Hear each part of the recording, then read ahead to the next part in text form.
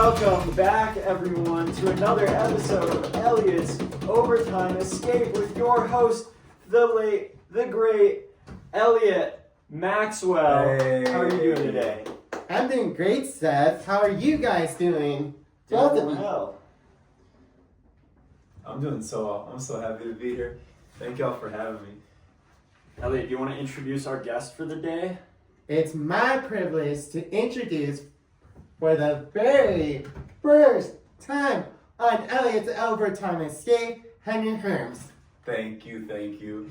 Now, even though y'all two are two of my very closest friends around here, I'm not going to take it easy on you, okay? I'm going to tell y'all how it is, and I'm not pulling back any punches here today. So now it's gonna be time to spin the wheel. For the first. Mm-hmm.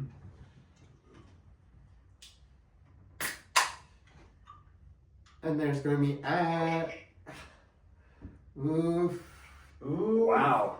Upset of an NFL Week 1. I gotta be honest though, the Packers colors on the wheel are kind of triggering me over here as a Bears fan. Can we switch up the colors? You're an NFC North fan and not a Packers fan. This will be fun. The Packers colors are a little triggering. I think they are too. I feel like I got Micah Parsons running right at me. I'm Jared Goff. All right. So let's go through some of the Week 1 matchups. We'll start with the Cowboys and Eagles. Elliot, what did you think of this game?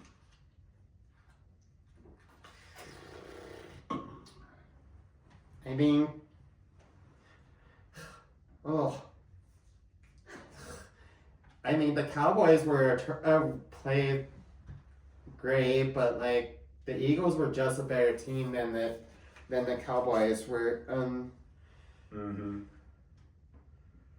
For the first game of the season.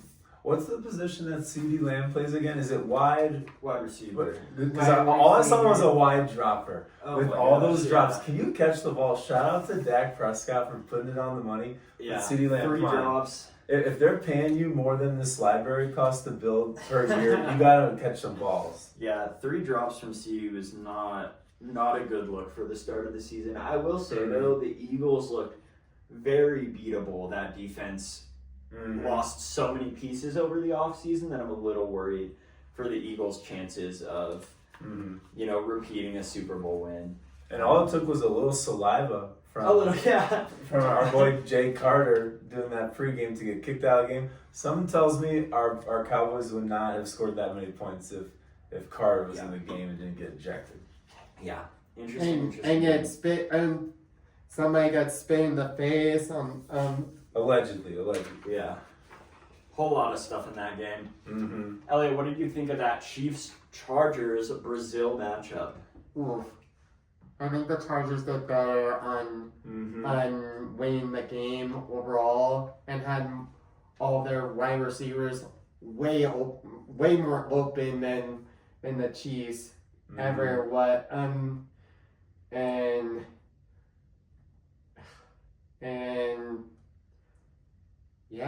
And I think the Chargers ruled the evening on Friday. Yeah, they did look like the dominant force in that game. How did you feel about Travis Kelce out of jealousy and spite ending Xavier Worthy's entire season? Put a ring on it. by causing an injury. Yeah, by giving a hit on a defenseless Xavier Worthy. Oh my god. Coming across an illegal pick on his own teammate to Jeez, take him out for a year. God. That's Xavier Worthy, he does weigh about as much as this table, so it doesn't take much to play him out for the year, but still. Small guy. It's a tough league to be a small guy in unless you're... And they don't have Rashid Rice for 5 more games. I think I saw him on 82 going about 182 in his Ferrari. I heard, yeah. Yeah. It made the news. He's got to keep that down. Oh, if you want to click back off the Giants and Commanders, we'll talk about that one next, since it's up. And I'm teasing my player of the week here as we're talking about Chargers and Chiefs. You would think Patrick Mahomes, allegedly best quarterback in the league, would stand out, but I saw another quarterback standing out. I don't know about that's you guys. actually so true. I really agree with that. Not just because he looks like a model. He does look like a model. Yeah. And he's dating Madison Beer. Not probably the only player to get better when he has beers. Yeah, Commanders, Giants. The Giants didn't look like a real football team. Which is a bummer because I thought they might have a chance to be okay this year, but the defense really didn't look as good as it was talked it could be. And Russell Wilson is classic Broncos Russell Wilson instead of classic Seahawks Russell Wilson. Broncos country. Let's ride. Yeah. Give me a break. We'll see what How about you happens take there. a break from your ride and let the kid Jackson Dart get in the game? Man, Jackson Dart's really cool. I want to see him play, but I don't know if I want to see him play week 2. I think that could be really bad for his career long term. Absolutely. Yeah, but it's more of like a development of like Jackson Dart could learn all could develop sit for a year to because he's still young and and like Russ and Jameis Winston.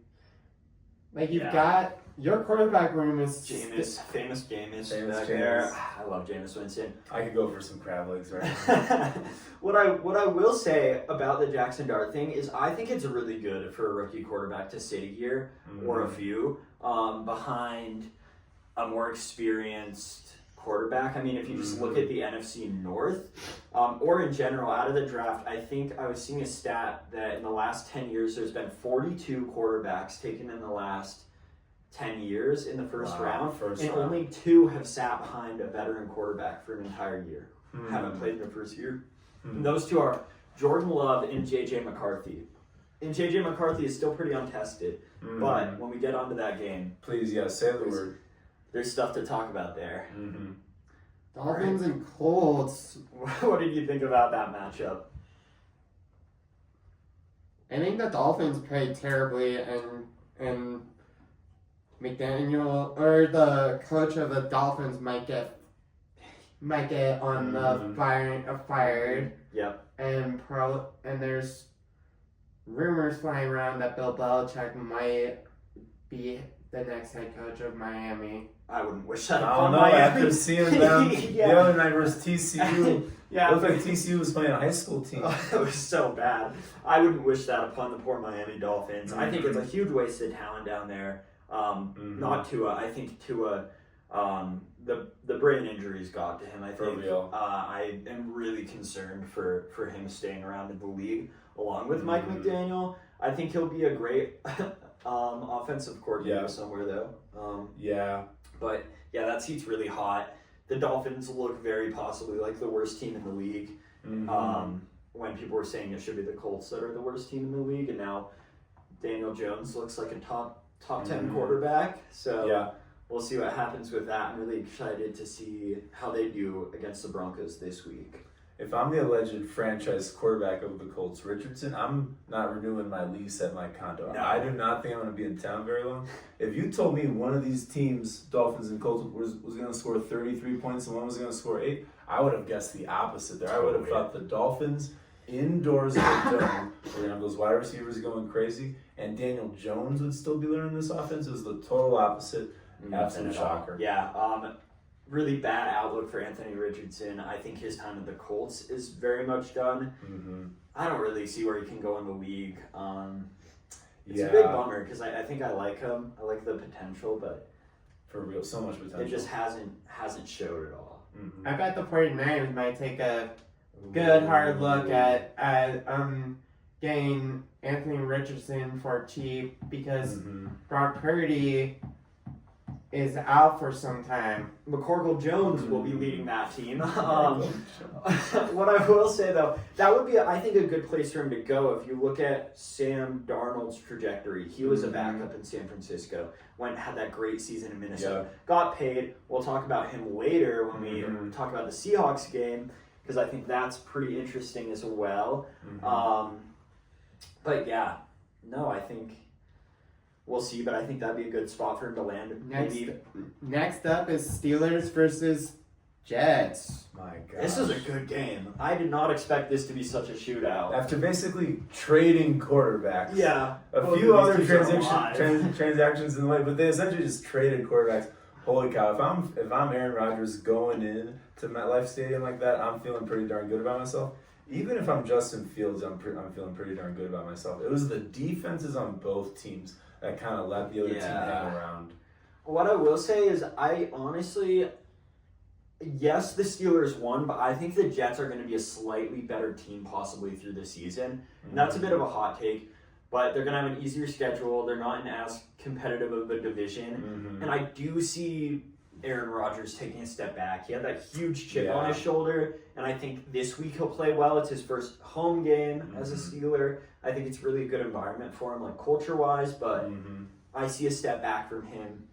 And I think overall the Jets have a slightly better outlook for the rest of the season. Absolutely. Next up, Panthers, Jags. Man. What'd you think Battle of of the kitty cats. It was like watching Raymond and Romulus fight over some dinner. There's a real cat fight out there. Yeah.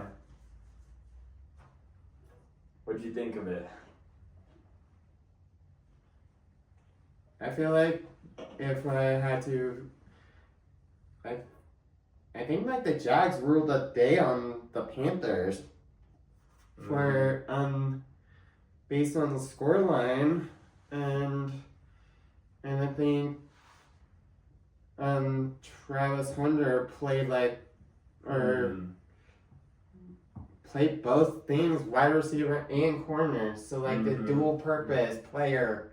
I'm for still the Jags. interested to see him have like a real breakout game because I think he played fine in each position, but he definitely didn't look like a superstar in either. So I'd like to see a little more out of him into the future. But yeah, I think my biggest takeaway from this game is, as much as I want to keep being a Bryce Young believer, it's getting really tough.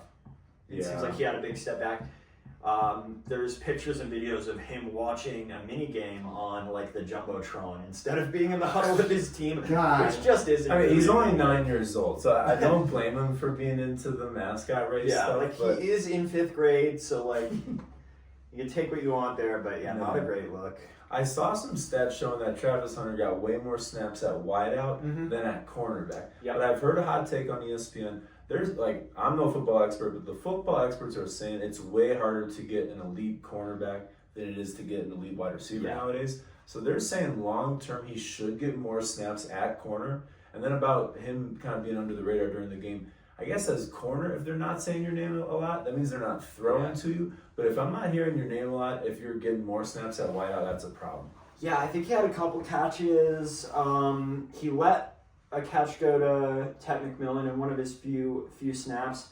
I heard he looked pretty all right on each side of the ball. I'm just interested to see how he develops as the number 2 pick, and touted so highly as playing both positions, because I don't know if that's super viable in the NFL. Because the athleticism is just so much higher than in college. So do I like him as a player? Absolutely. Do I like the trade they had to do to get him? No. I really like Mason Graham, and then the first round pick, I believe, for next year that they had to give him. I didn't know they gave up that much. Yeah. I'm gonna fact check that for our viewers at home, but yeah, I'm not quite sure if the player he is worth the package they gave up for him. It doesn't feel like enough, especially if that team is still bad this year and has a pretty high draft pick that another team can capitalize on. Isn't necessarily the best, but I think let's move it on to Cardinals Saints. Elliot, any thoughts on this one? Oof. I think the Saints lost it. I think the Saints have gone. Saints are still the worst team in their division. Wow, I mean, I definitely still think they're the worst in their division. I was almost going to have the opposite take on this game. The Saints don't really look as bad as everybody expected.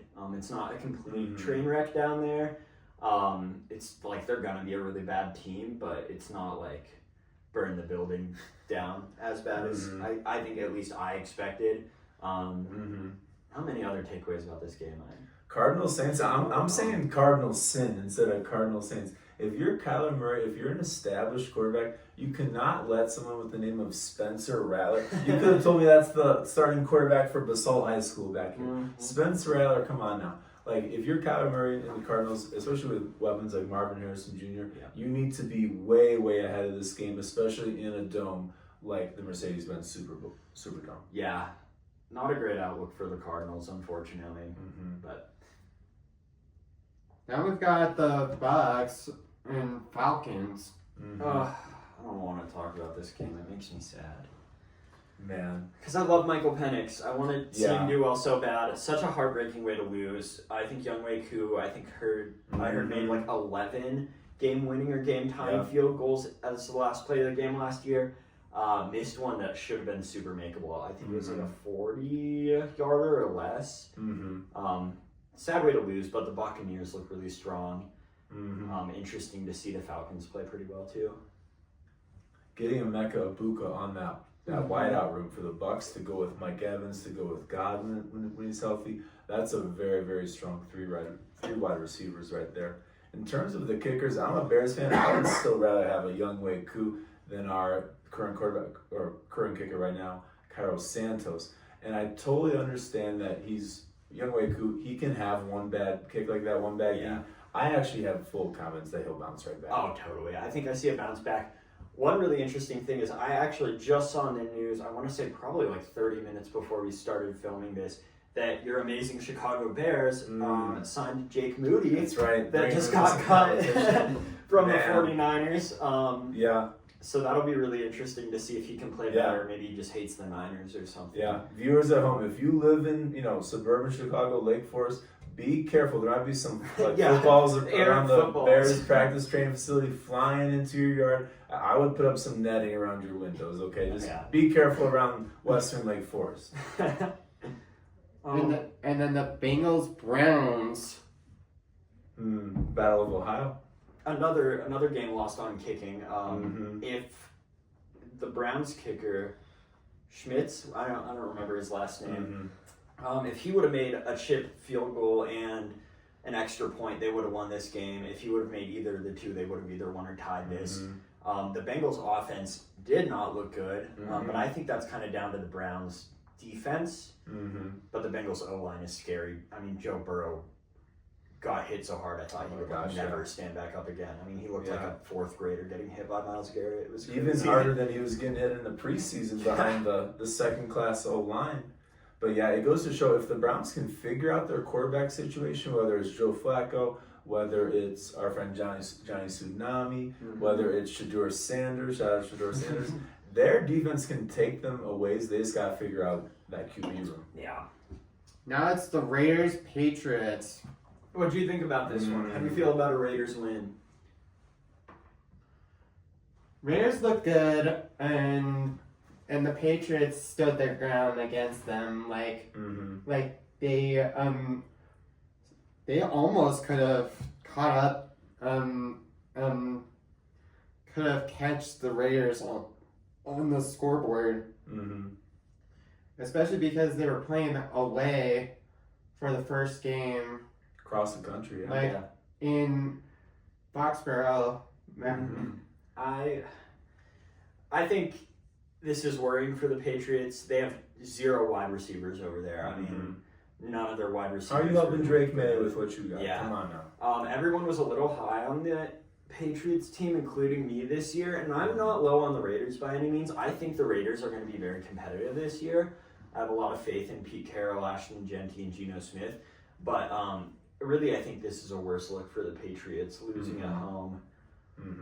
Yeah. First game of the Mike Vrabel era as a coach, not as a player. That would go back. Probably since before you were born, Elliot. But man, Pete Carroll for the Raiders, he is my coach of the week. You have 2 first-time coaches for their teams going against each other, and everything you're saying as a coach over the offseason, over training camp, it's really your players are going to either buy in or not buy in with how you do week 1, and this is a really good culture-setting win for the Raiders. Now it's 49ers Seahawks. 49ers Seahawks. The Niners barely won this one. It was a really sloppy game on both sides, and because of it, they lost 3 key players. Brock Purdy's out from turf toe.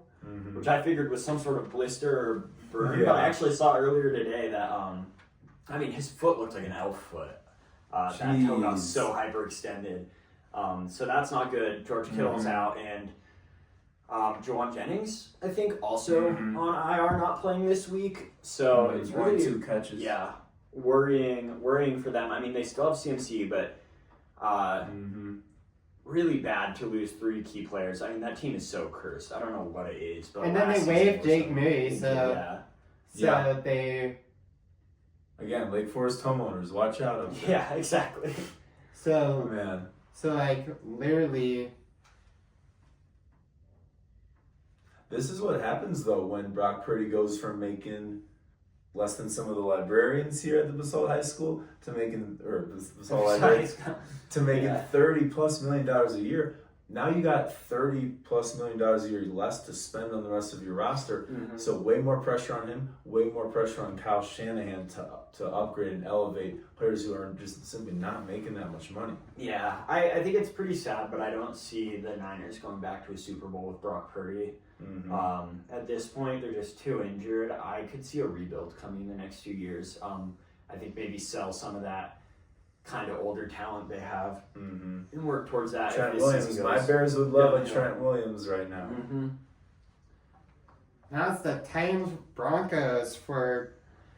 Cam Ward looked good. Cam Ward cemented his #1 pick status, 100%. Yeah, I think he showed a lot of flashes of potential against the #1 defense, I'd say.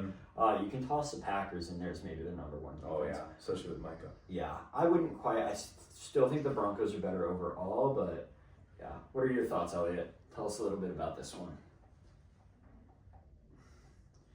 It's still early for, like, the first game of the season, so we will... The Broncos squeaked it out with a win, and they showed on defense that their team is built on defense wins championships, and our defense ruled the day and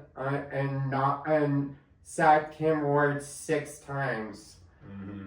Seeing Bo Nix play, it was the general offense. It was sloppy offense for the Broncos. Do you think they're still a Super Bowl team if that sloppiness remains through the season? A lot of hype. Yeah, but like the game that they're coming, the Colts, and the #1 quarterback in the league, Daniel Jones. But coming up against a defense that sacked Cam Ward 6 times. Yeah, it's like. Yeah. You have to be, and we've been spending a lot of money to like re-sign a lot of the contract, extending a lot of our players to and gave the money back to Nick Bonito for the richest defensive player of it. That's that restaurant that opened again in Denver, right? Casa Bonito. Yeah, I mean, I think things look good for the Broncos for sure. I could maybe see them winning the division if the Chiefs look bad in their next couple games, but I think that might have been a fluke Chiefs loss, and they're going to still be a pretty dominant team. What I will say is Cam Ward looked so confident getting hit on like almost all of his throws. They got just the right guy. Demolished. He was like making throws, being actively hit, and they would still be on time, on target. I think there's a lot of hope for Cam Ward being a really good quarterback. But it's still early in the season, so we will just like hold our hopes out for the Broncos. If we keep they'll probably fix them, get the run game started. Yeah, they need early in the game against the Colts, so then we can be like running away with the scoreboard or running away from the Colts with even more of like we could see a 30-point game out of the Broncos against the Colts. Because the Colts, if we sack, assuming they don't turn it over 10 times to the Colts. Yeah, but like if we keep the if we just like get the run game going, keep the ball, so like, and not like throw an interception and not give it back to the Colts. Yeah, that'll be. I'm interested to see like, are the Colts doing a New Orleans Saints last year type of thing where they're gonna have a really good game or two and then completely crash, or will they put up a good fight against the Broncos? I'm interested to see. That'll be a fun matchup. But let's go to Lions-Packers. I really want to minimize talk about this game. I don't want to. Man. The Packers. The Micah Parsons show. I thought I was watching Nat Geo, seeing him running through the friggin' offensive. I thought I was watching a lion chase, like, not a full-grown giraffe in Jared Goff, but like a baby giraffe. So, yeah, I was getting major Animal Planet vibes watching Micah Parsons. I'm worried for the Lions, and I guess we can talk, because you can see it at the bottom of the screen if you're watching on YouTube. We do have week 2 just shimmering through at the bottom there with the Packers beating the Commanders. I'm interested to see if the Packers are really as horrifying and legitimate as I think they are, or if one of these two is taking a step back. Either the Lions or the Commanders, because I do believe one of those two teams will take a step back this year. Yeah. But yeah, if the Commanders and Lions both go out and dominate their next few games, then I think that speaks to the Packers just being really good, which is horrible. If the Commanders are having trouble now, just wait until Jaden Daniels is making $60, $65, $70 million a year in a few years. They got to take advantage of his rookie contract. I think that team is just, it's an ancient team. It's archaic. Nobody saw him coming last year. Now everybody's got him on the top of their radar. Much different. I think it's going to be a much tougher season. I don't see it being as big of a step back as CJ Stroud took, because I think he still has slightly better pieces around him than Stroud did, but I'm definitely sensing a step back in Washington. You're kind of looking like a Packers fan with the blaze orange hat. You're looking like a buck hunter up there in northern Wisconsin. I know. No, all green. We're watching you. So funny. All right. Speaking of the Texans, speaking of CJ Stroud, our next game, Texans Rams. I think this is one that we can kind of speed through too. I didn't hear that much. This one was just a defensive match. The Texans didn't look that good on offense, and then the Rams beat them. So yeah, exactly. Yeah. With like Matthew Stafford that probably played the whole game with a back injury. Yeah, they wheeled him out in the wheelchair. He still beat the Texans. No Paul Pierce. Yeah, not a great game from the Texans. That's kind of my only takeaway. Nah. Ravens Bills game of the year potentially. Oh my gosh! I turned it off. I went to bed. Like, man, Lamar Jackson. Decision. Josh Allen's good, but here you go, Lamar Jackson. Now this was not neither offense failed that game. No. Especially not Derrick Henry. Holy cow! But man, the resolve for the Bills to come back, very impressive. I see the Josh Allen MVP talk now. It makes more sense after seeing this game because he doesn't really have weapons either. He doesn't have even I'd say a Zay Flowers level receiver. Oh yeah. Keon Coleman looked really good. I actually added him to my fantasy rosters. If he keeps doing what he did in that game, I do think he's a viable wide receiver one there. And with Josh Allen throwing to him, that's a good look. But I mean, there's no Mark Andrews, there's no Derrick Henry. His entire supporting cast isn't nearly as good, and he just finds a way. Also, just I can see the MVP talk more now. Oh yeah, absolutely. What did you think of that possible game of the year? The Bills were the comeback kids, where they were literally down on the down bad, down on their luck. Down on their luck, and then they came back and stole the win from the Ravens. Yeah. Speaking of stealing wins and comebacks, man, this is my favorite game of the week. Make sure that door is fully closed. Anybody in the Basalt Library right now, please, I'm so sorry for studying. Man, talk about the tale of two halves. First half, Caleb Williams. Now, for those of you who don't know, an NFL team, they're going to have their first 15 plays scripted. They're going to heavily go over them throughout the week. Those first 15 plays, the first half for Caleb Williams, I was pretty darn impressed. Our boy Ben Johnson, first-year head coach with the Bears, I'm pretty darn impressed. J.J. McCarthy, he was looking like he should have been back at Lyons Township High School in LaGrange, Illinois. Like he did not look like an NFL quarterback first half. No. Second half, flip-flop. Caleb Williams, what are you doing? They're saying his first 3 passes off the mark, off target, just absolutely not good. J.J. McCarthy, though, he's sticking around. They're down. He goes to the huddle looking at his guys who are 10, 15 years older than him, saying, like, where would you rather be? Man, J.J. McCarthy, he absolutely showed in the second half really good resolve. Don't forget, though, the pick 6. I didn't see any ESPN pundits talking about that horrible pick 6. I thought that was a horrible. I thought I was getting really ready for a really bad season. I'm a Vikings guy.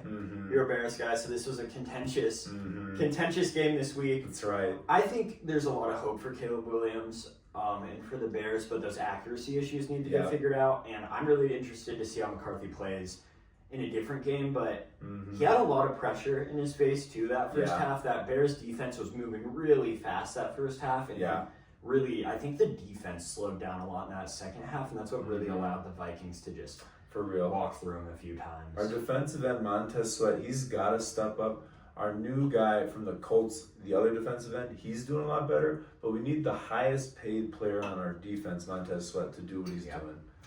Not too worried about Ben Johnson, though, because I feel like all the plays looked good. There was a lot of pre-snap penalties, so again, our offensive line still needs a ton of work. And the one thing I will say is it didn't look quite as dynamic as Detroit did. I think that'll come with time in this season, though, with them getting used to that system. I'm excited for that Bears team, but I still think it may be like another year until that fully manifests into them really competing with the NFC North, which is a shame because I think there's a lot of divisions where if they were in them, they'd either win it or be really close. So that's kind of like a bummer for them. It's just a tough spot to be. All right, Elliot, you can go ahead and take NFL Week 1 off of there and spin again. Yeah. Okay. Next up. But we're playing Wheel of Fortune. Player of the Week. Ooh. These will tend to go pretty quick. Elliot, you go ahead and go first. The sound and everything. I know. That's the first time it's really played that. I enjoyed it. Like upgrades around here. All right, Elliot, who's your player of the week? Brock Purdy. Wow. Okay, tell us a little more. I just think in that game against the Seahawks, he ruled the Seahawks defense with all the throws that he made. Throws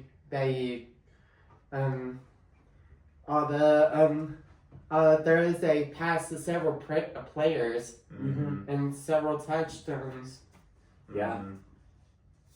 Elliot never shy to have a hot take.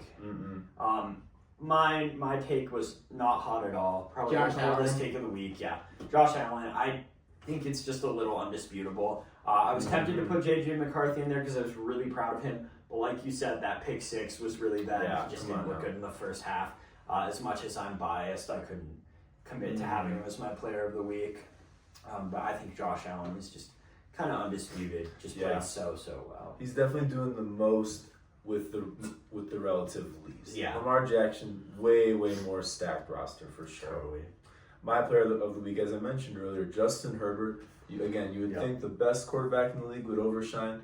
Justin Herbert in an offense that is going to be more run the ball, control the pace. He's shown that he's still an elite quarterback, still has elite arm talent, and let's see how it can go over the course of the year because he is down one of his top tackles, Rashawn Slater. Yeah, I do think it was really interesting. Everybody all offseason has been talking about the Chargers team being like very run heavy. Oh yeah. And they came out with Justin Herbert slinging that pill around almost every play, and I think that surprise. Absolutely. And like all the players were like all the wide receivers on the Chargers were like open all over. Yeah, bad look for Kansas City second. And the Chiefs didn't even get a chance to like get in the end zone. They got blocked. They're too busy with wedding plans. Like, give them a break. They have a there's lot big to things get happening ready in for. Kansas City. They have a 15,000 person wedding. And they've also got to figure out where they're gonna be, where they're gonna be housed, whether it's at Arrowhead or somewhere else Taylor West owns like a whole block of New York City. I bet she's got plenty of that. Honestly, I think just move the Chiefs to wherever's most convenient for her. Wherever she can get most flight miles on her PJ. Yeah, and it's looking like Travis Kelce will have a great seat for the Super Bowl performance up in the box where he can see the whole thing. Exactly. It's not looking like they're going to be on the field this year at the Super Bowl. Yeah, so I mean, maybe he'll perform with her. Yeah, maybe he'll do a proposal. Maybe that's the wedding. Beauty and the Beast. I'm not. If the Chiefs either do or don't make it to the Super Bowl, I'm not putting off the possibility of a Travis Kelce, Taylor Swift wedding during the halftime as the halftime show. What more American can you have? Almost nothing, I'd say. No. All right. So now the next up is the. Join us at home. Oh no. 10-minute drill. Okay. Oh boy. This is gonna be tough. Oh wait, never mind. For some reason I thought we were doing Beat the Buzzer right now. I got really scared. I wasn't ready to do trivia. These will actually be pretty mellow. This is just like the news. Okay. I want to start out with that first headline for us. Aaron Rodgers looked right at home in his debut with the Steelers, throwing 4 touchdown passes in their win over the Jets. Oh wait, I got this one. The New York Jets look much better this season with Justin having a Fields day out there in his debut with the Jets against the Steelers. I think both those quarterbacks look way better in their new systems. I guess the ayahuasca fairly, It paid off. Finally, I guess. Yeah, he's got that third eye open now. He's seeing a lot more of his receivers. Titanium Achilles, he's ready to go. Dylan Harper's surgery opener is possible. Man. Their team's home opener. Yeah. And we're shifting to NBA here. We're talking and then Spurs guard. And then we're going back to NFL stuff. Like we talked about with 49ers, place George Kittle on IR, waive Jake Moody, and then give George Kittle a break though. He's got a lot of commercials to do. Like it could definitely lead to some extra strain. There's some really weird Little Caesar ones right now where he's riding a deer. And then they just make fun of it for not having opposable thumbs. I don't want to call PETA about that. Yeah, absolutely. Really cool, but Miami Dolphins thin secondary exposed in loss to Colts. Josh Giddey agrees to 4-year, $100 million extension with Bulls. This is talking about my Chicago team. Yeah, I have become a Nuggets fan. Deep down, if you do the X-ray scan, deep down you'll find that I'm a Chicago Bulls fan. I do like this average $25 million per year average value. They were talking about him being in the 30s. I'm going to have to hold down my lunch here. Maybe the 40s of millions per year for Josh Giddey. And they're calling him our point guard of the future. I think we already have Kobe White. We got a guy named Ayo Dosunmu. I like Josh Giddey at that price point. I'm not quite sure how he's going to mesh long term with Kobe White, who we've already given a lot of money to. Yeah. And then sister of Timberwolves, Naz Reid, allegedly slain by boyfriend. R.I.P. Yeah. And then the Broncos announced a new plan for a future stadium with the Walmart Group paying for the land at Burnham Yards. I actually thought this one was really interesting. Where is Burnham Yards? I don't know, but it's southwest. It's like south of that. It's southwest, right? It's like a mile from the current field. Yeah, it's like a mile south and a little west. And it's right south of I-25. Yeah, and what people are saying about it is that it's going to be a retractable roof stadium. Wow. Yeah, I've heard potential talk about maybe a Super Bowl in Denver. In like 2033. At Meow Wolf. At Meow Wolf, that's where they have it. Inside, there's different rules in there too. In like 2033.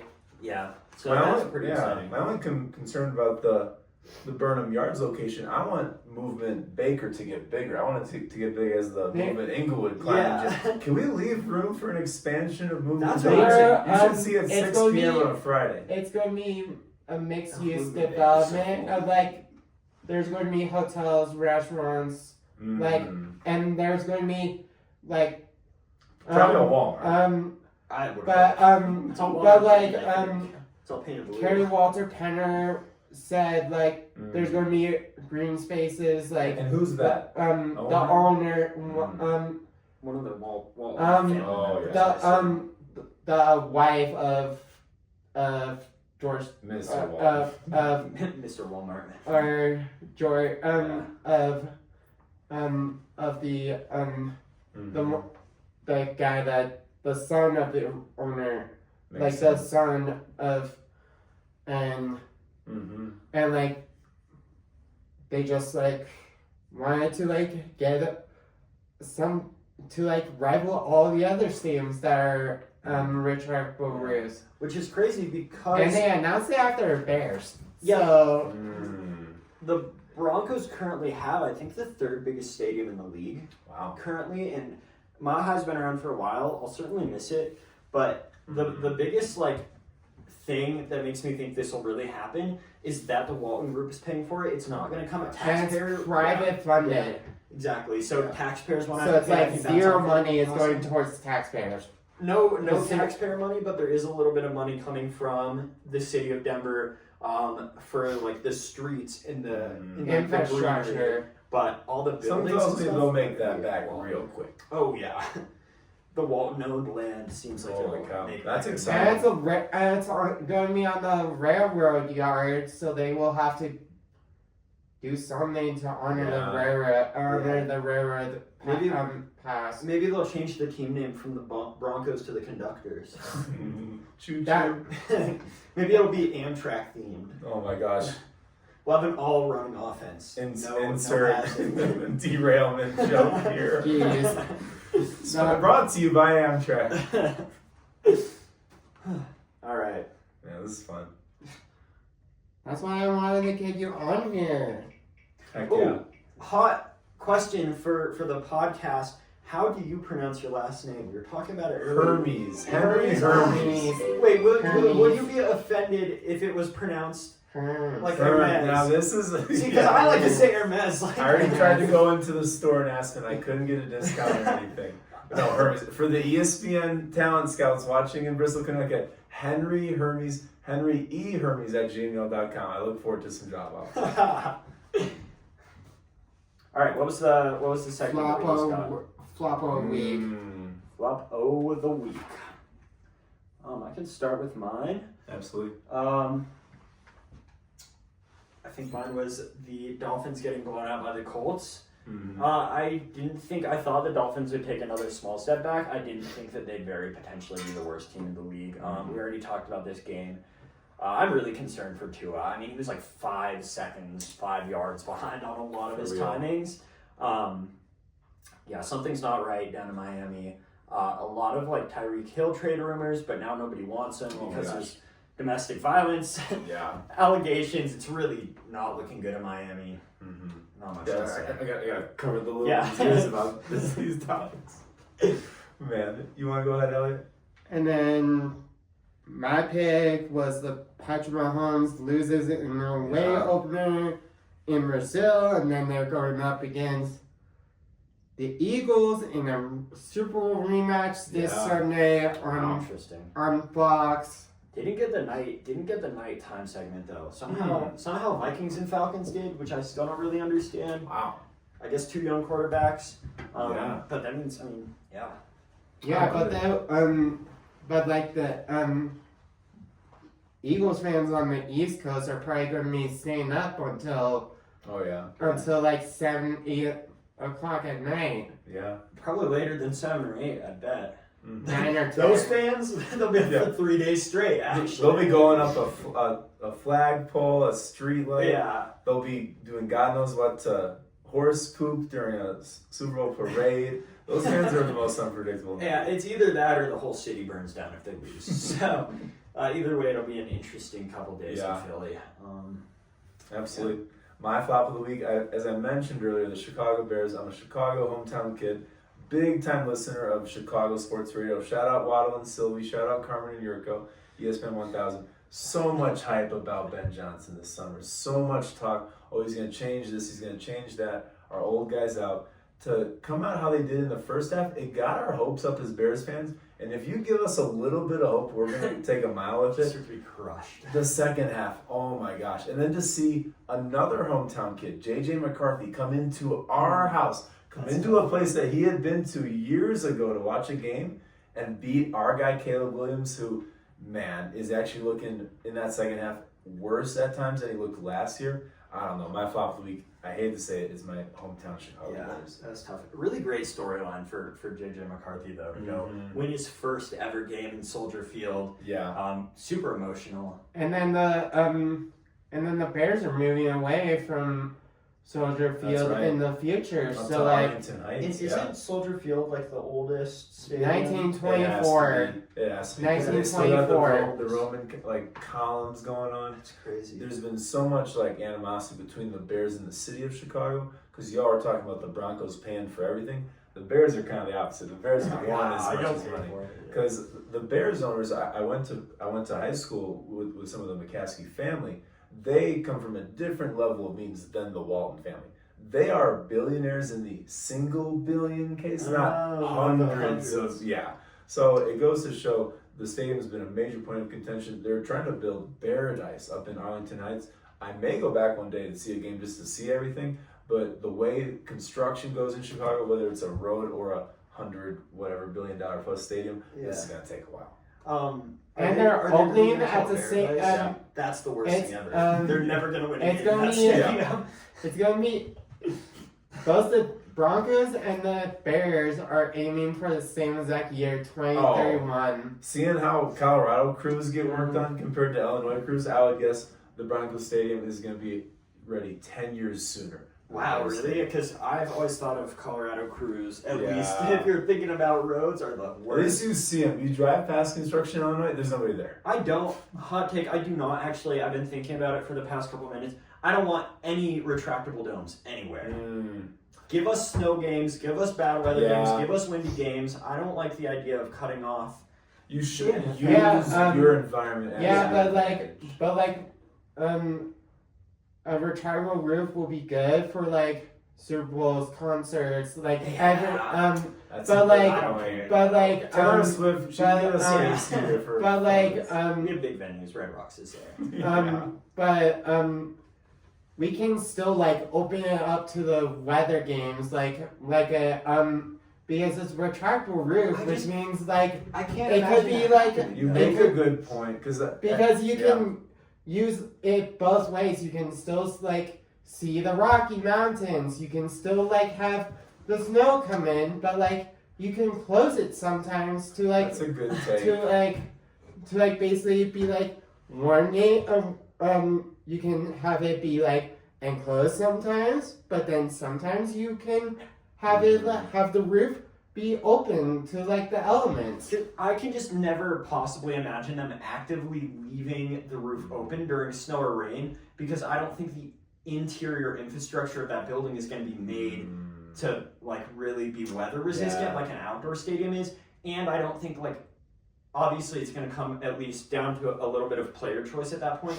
And if you're a player, you're choosing the dry, warm indoor game, not the snowy. I think it takes away. I think it might make the Broncos have a bit less of a home field advantage to have like such a controlled low-key condition versus like it's like if you look at the Bills as well. Those snow games, the Bills thrive. I mean, think about Miami going and playing up there when it was super cold and they just got demolished. Tua from Hawaii is like, what is this? What did I sign up for? So I'm not. It's crazy though. These NFL teams, they spend so much money on these stadiums. If you think about it, they play there 8 times, maybe a playoff game or 2. Yeah, but like we haven't seen like what the because it's so early in the because they announced on Tuesday. The Denver Broncos stadium announcement was announced on Tuesday, and then they have to go to an architect to figure out and engineers and everything to like figure out what the design is for the retractable roof. If it's going to be different than like what MLS has done to having it be either circular or have the roof be like on the track, whereas like you're having the roof be like split down the middle, and then like the two pieces will be like on separate on a track, but like having it split in the middle, and then having the two pieces go and then have the roof be like open, and then you can enclose it on a. There's so many different ways they can do it. Yeah. I hope they make it look cool. I think Mile High looks really cool. When you're driving in from southbound, it's like you're in the city when you just see that crazy looking huge stadium. So I hope it's big. I hope it's cool. And you got so much time to look at it because traffic there. Yeah, exactly. Because you're Can always we figure that out? The Auraria Parkway. Yeah, we got to figure that out first. It's horrible. But like, they have to figure out and they have to spend a couple of years working on the design and then they have to start doing the build out of the stadium, which takes 4 years of construction. They should do an online fan vote for the design like Burger King did with the Whoppers. Have it your way. Yeah, we should have it our way. I hope they make it just look like the Walmart logo, but giant. Oh my gosh. That's definitely a super I hope the content, I hope it's one branch of the complex is one of the yellow parts of the star. You know what I mean? So, the new Mile High is one, and then there's a giant Walmart and another, and a shopping mall and another. And a second Meow Wolf. And a third Meow Wolf. Man. So now they're an empire. I want to go to the one in Santa Fe sometime. I've heard that With was the better. OG. I've also just heard it's cooler than the one in Colorado. Yeah. That'll move us on to, man, we're really building a lot of tension. Coach of the Week. Coach of the Week. I mentioned mine earlier, but I was going with Pete Carroll. Number one most important thing you can be as a first-time head coach for a team on your debut is getting a win. It just reinforces everything you talk about over the offseason. I went with Kyle Shanahan from the 49ers, who was who literally ruled the over the coach of the Seahawks. Yeah, the coaching wasn't good for the Seahawks. Mike McDonald. Good defensive coach. The offense seems to be lacking. The offense needs Sam Darnold, I don't know. Ooh. And Cooper Kupp needs to be needs to be go back to the Rams.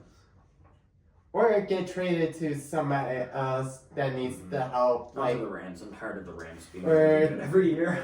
Please make that end.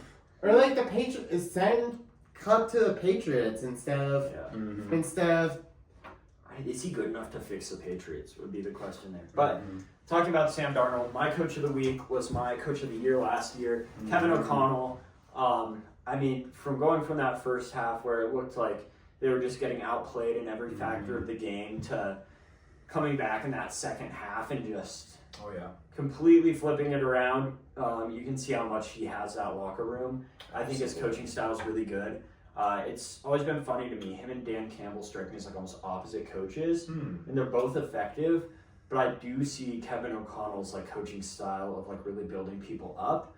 Being better long term. I am worried that the Lions are just not going to last because people are just going to get hurt kind of every year like they did last year. But. Yeah, because Dan Campbell, he's more of a culture builder. He's more of a building uniter. He both of those coordinators from last year, Ben Johnson and then the new coach of the Jets, they were leading the offensive and defense. So I am curious to see how Dan Campbell's going to do without his two guys. And they didn't look the same. They didn't look nearly as dynamic. So no. Yeah, we'll see. Next up. Hopefully it's beat the buzzer if you... Or we can, if that's going to be saved for very last. So we're going to go out with a bang after we do our upset of the week. This one should be a fairly quick one. I have the Raiders beating the Patriots. I like the Raiders. I know, Elliot, we won't get into it too much. I know you're a big Broncos guy. There's a rivalry there. I honestly I like the Raiders. I think they're going back to their like kind of hard-nosed football ways with Ashton Genty and Max Crosby leading that defense. I want that scary Raiders culture to be back. And I think Pete Carroll's the perfect person to bring that around with his experience. Boom vibes. Yeah, Marshawn Lynch, the Legion of Boom. I want Raiders fans to be like beating each other up again. I don't know what happened to that, but I miss it. And I think they showed some of that against the Patriots. And I'm a lot higher on that team than I was coming into that first game. Mm-hmm. And now it's my turn. 49ers beat Seahawks. Yeah. As my upset of the week. Mm-hmm. It would be even a bigger upset if they win next week with 3 players out. For real. Just I don't know if I saw that big boombox walking down in Brock the Purdy walkout. is out for like 12 weeks. Or That's tough. That's a lot of time you can go to the I farm. think I heard 2 to 5, yeah. Are you saying they're going to take him out to pasture? No. Okay. I got worried. No Brock Purdy's were harmed in the making of Elliot's Overtime Elite. Man, my upset of the week, hinted at it earlier, it was the Sao Paulo Brazil game. Yeah. Some of the players on both teams, they're like, wait, where are we going? They were actually not even aware of and where they Brazil were was. going on a 10-hour flight to Brazil. Jeez, I thought my And 10 2-hour hours flight flight- from LA was bad on United. 10-hour flight imagine. back from Sao Paulo. I'm just jealous. It seems so I think the fun. Chargers got the easier. Statement win. Statement week 1 win by the Chargers. John Harbaugh, you know he's going to run the ball. You know they're going to control the line of scrimmage. I did not see Justin Herbert going off like that. Yeah, He looked like the more comfortable quarterback. I've always believed in Justin Herbert, and it was good to see him kind of manifest that into a full game performance. Mm-hmm.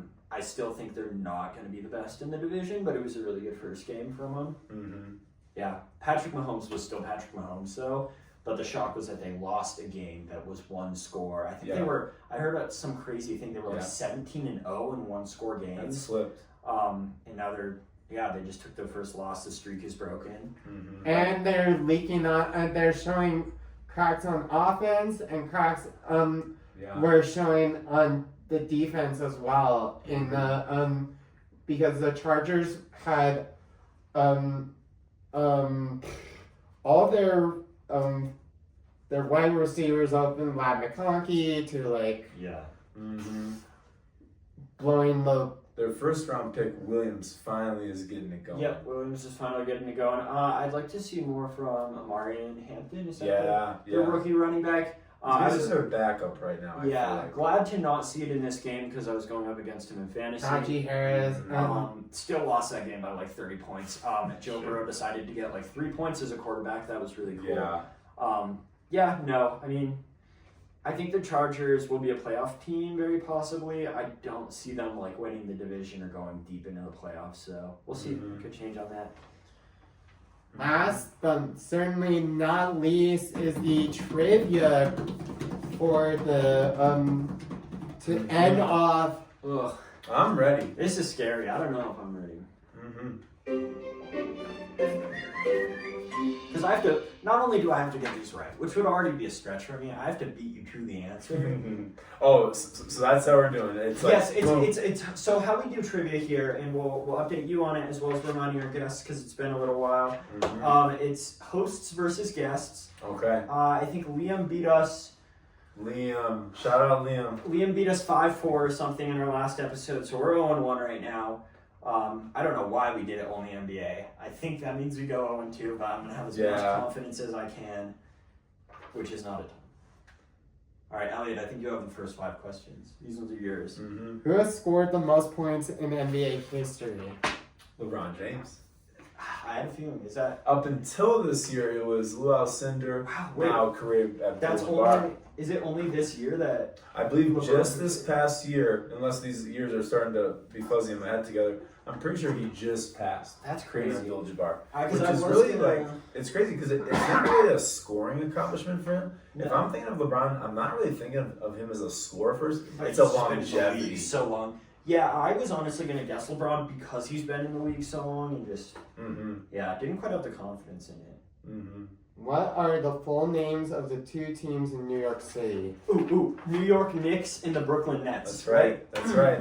Don't forget the New York Liberty. The New York. Shout out WNBA. Shout out. The W. the dub. How many fouls can a player commit before being ejected? 2? Technically 5. Oh, I was Because they were saying how many fouls can a player commit before you're out at 6. So technically 5. Summer league you get 10 fouls. Allow me to tell you, Carbondale Rec Center you actually get 30 fouls. Oh, that's awesome. I think that's how it works. My guess was 3. Is that just technical fouls? Because I feel like I've heard. Oh, technical 2. Technical's 2. Yeah. You're out. Okay. If you're bad enough, they could send you right to 2. It could be T, you're gone. Yeah, you could just get ejected. But called the Draymond Green special. yeah. Who is the only person to win MVP, Coach of the Year, and Executive of the Year? So one person won all 3 of these awards, or is it? Is that what you're telling me? A guy in the NBA, in the history of the NBA, over his career, Got the MVP. not now. And then coached and now owns a team. Now, if you're telling me 1 year, I would guess Bill Russell back in the day because he was a player coach back in the day. If you're asking me to guess another guy, I'm gonna guess Magic Johnson. My guess is gonna be like Larry Bird or something. I feel like Larry Bird. Now you got me wanting to look at this answer. See, but these are only my answers on the back. So this one's. I'm dying to know Only the Elliot answer knows. to that. Yeah, because if this is one person that's done all 3 of these, that's crazy. I stumped you on the. It's the advanced question I threw in. What's the answer? I don't have the answer. We can do a quick look up. If it's Larry Bird, I'm giving myself a point. I'm very interested here. My guess is probably not Larry Bird. But I'm just trying to think. I can't think of anybody notably I can think of in the NBA who has gotten an MVP, so been a star player, then a star coach, then also a star owner or manager. Coach of the Year and Executive of the Year. Or it's 3 different people. It's just the first that got all 3. Larry Bird. No, wow. wait, So I I was was right. kind of close with Magic. Holy cow, that's impressive. I just feel like he's like one of those people that people talk about. I always forget about his coach days. I didn't know. I remember he was his a playing coach. career. I remember his like GM as the Pacers. I always forget about his coach days. So does this mean we're tied up at 2-2? Somehow, off a Larry Bird guess. That's impressive. What U.S. state has produced the most NBA players? This has got to be New York. That was, yeah. Partly I'm playing it on population, but then I'm also, so my dad has a saying. He says, the further west you go, the softer the basketball players get. Yeah. So I'm guessing a hard-nosed East Coast city like New York. I'm gonna guess Illinois. I'm just gonna lock in Shout out Illinois. Just so that it's there, so that I have a guess on the paper. Chicago produces a lot of NBA. That was my thing. Is Chicago's a huge city, big basketball city, and I feel like Illinois is a state. Like there's not a lot to do out there. Yeah. A lot of like high tier athletes. We don't have any sports. male wolves. Yeah, come from like Midwest states because there's not a lot That's to right. do that isn't a sport. Yep. Elliot, what's the answer for this one? We can give it a quick search if we need to. Oof. What U.S. state has produced Yeah. that? I think it's What would you guess? I think like New York or California. That's shocking. My dad, his anecdote is, now part of that is But population. they could all just be really soft players. It could all just be bench warmers. You got San Diego, LA, Yeah. San Francisco, Oakland, Sacramento. So you have enough population centers. That's interesting. I wonder. That surprises me though, because Yeah. it feels like a very East Coast sport. Yeah. I wonder what the most per capita is. Yeah, I was honestly considering California just because it's such a huge state. Mm-hmm. Yeah, no, unfortunately. And then now it's we your go into my questions, all tied up. All right. In the NBA, how many players can a team have on its roster, excluding players on a two-way contract during the regular season? Oof. I can give- So give excluding options. players on a two-way contract, Yeah. 13. It's a 90 man roster. 15. Is that your final guess? Let me think about the two-way contract here. Because some of these two-way guys can get called up and called down.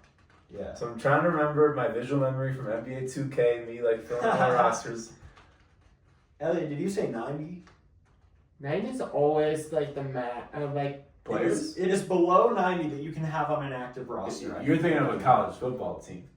College football, you'll have College double football, you numbers can have sometimes. a million, yeah. Man, I final guess, not including two-way contract, 13. 20. The answer on that is going to be 15. Got You were you. really close. Got you. Really close on there. Got you. Into my second question. Which NBA player holds the record for the most rebounds in a single game with 55 rebounds? Will Chamberlain has to be. Yeah.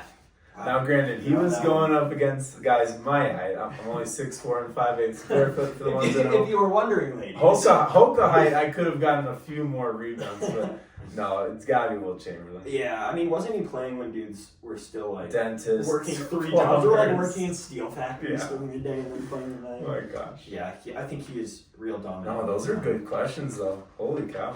All right, my question 3. We're going to the backside of our sheet Mhm. here. What number did basketball player Michael Jordan wear on his jersey while he played for the Chicago Bulls? 2 different numbers. 23 and 45. So you knew more than I did, or the There's internet. got to be some rap lyrics. Oh, 23rd. come back 45 like MJ. Yeah, 23 for the most part. I do remember some 45s. Yeah, 23. Extra credit, Seven Olympic. ball. I want to say 9 for the Olympics. Interesting. Yeah, I know that's his iconic. 23 was his iconic number through that era, which puts you up. What's that? 42. For our last question, Mm-hmm. second to last question. Penultimate. We can win this still because the last question is always worth 2 here.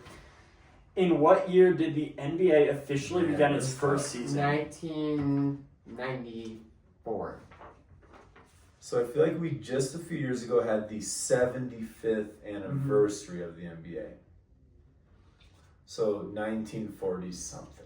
I'm going to guess 1947. Oh, you were actually shockingly close. It's 1949. Whoa. Basketball has been around a very long time That's in crazy. an NBA capacity, and I think I was reading that it actually started a couple years before that, but it wasn't called the NBA. It was under like a different league name, and it was like 1945 or 46. Yeah. And then it became the NBA when 2 merged in 1949. That's what Interesting. For my very last question of the day, who was the first player, and this one's worth double, so we can come back and tie this, Elliot. Who was the first player to win the NBA MVP award unanimously? What do you think? Unanimously? Yeah, well, you get this one first, like in ping pong when you're on match point. You get all your serves, all the serves you want.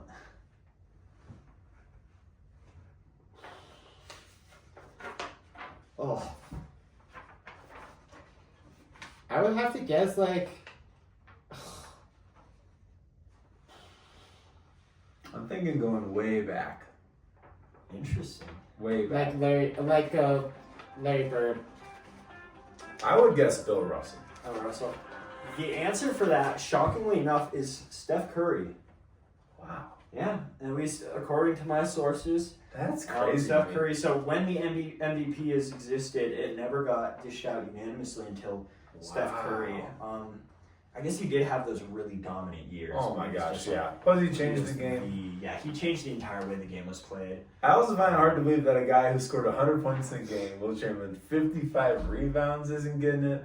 I would have to go back and do some I feel research. like my bet would be they didn't even have an MVP award back then. Like that got started maybe in the 70s or 80s. Like it's the same if you look at like NFL, because I know that a little bit better. You have like Super Bowl era, and then before Super Bowl era, there was still football, but Way like things different. were really weird. And Oh, that yeah. would be how my bet of how it was kind of in the NBA as well. Like there was an era where stat keeping was like just not a real thing. No, absolutely. Like yeah, Wow, those are some darn good trivia questions. I did my best. I tried to find interesting. I feel like I'm at Stubby's over there. Those trivia questions are incredibly hard. I did get Miss Lauryn Hill correct though on like I guess the musical Lauryn artist Hill. based on the picture one. And he even shouted out. He said extra credit to whoever said Miss Lauryn Hill. Miss Lauryn. I was real proud of myself for that moment. And then Yeah, honorable. now it's time to wrap up the show for today and do a sign off for today. This was so freaking fun. Yeah. Thank you guys for having me. Yeah, we'll have to have you That's again. awesome. You've been an amazing guest. Thank you. I'll bring Stephen A. next time. Please. Yeah. We'll get a Stephen A. Smith. And thank you, Cookie Monster, for having me. Thank you, Cookie Monster, for being here. Always our biggest supporter. Always our most chill, cool supporter. Thank you guys. We will see you next episode, next Friday for episode 5. Yes. Thank y'all for supporting Elliot's podcast. This is a huge deal to me. Thank you.